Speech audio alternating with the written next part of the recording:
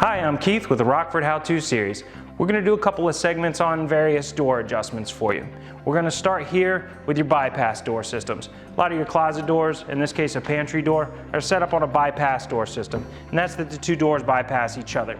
The way that the doors operate is there's a track up here that some rollers hang on. I've got one of those rollers here. These rollers here go on the top of the door on the inside, and they're adjustable up and down with the turn of the screw as to how lower or higher that makes this door. So on the back of the door, I'm going to reach around and I'm going to grab this nut and I'm going to turn it to the left and to the right to show you what it does when we do that to the door and how it affects the way that the door runs. So we'll do that now.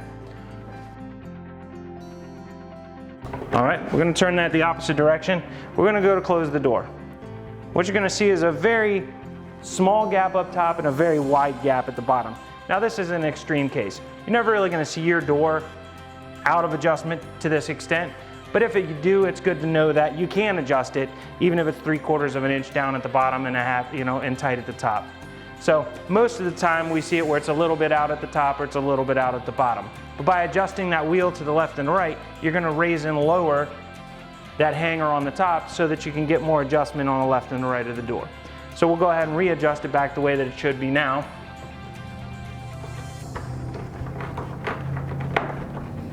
We'll see if that's too much, not enough, or just right. Oh, we lucked out, it's just right. So that's how you basically adjust these doors. There's one on the left and on the right, so it's possible to go all the way up on the top and all the way down on the bottom, or to the left and the right. You can mess with the two adjusters themselves so that you can get the adequate amount of adjustment that you'd like out of the door on either side. Sometimes if this is too low and it's dragging your carpet, or it's too high and it's popping out of the holder down at the bottom, the floor guide, then you can adjust both of them up or both of them down to make the whole door up or down more than you would like one way or another. But there's a lot of adjustment in these doors based on those two rollers on the back side of the door. On the last part of this door segment, we want to talk about your interior doors. Sometimes these hinges come loose at the top. They might be stripped out or they might pull out, and you think, gosh, now what do I do? Well, there's a pretty simple, widely known really, way of getting hinges screws to go back in. Generally people will use a golf tee, a toothpick, a skewer rod, or even our friends, the chopsticks. I'll show you how to use these chopsticks to fix this door now. So what we're going to do is we're going to loosen the affected screws.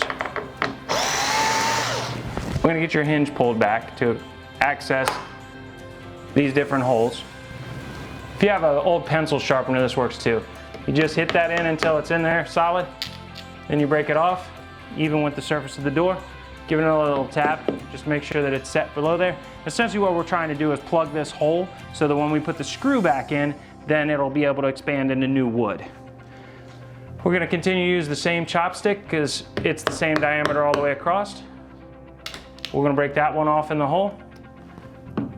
Same deal, just give it a little tap. And now we'll do the last screw. A little tap. And so we're all fresh, all of that's all plugged, and now we can put our screws back in and we'll have a lot more bite and this door will stay put.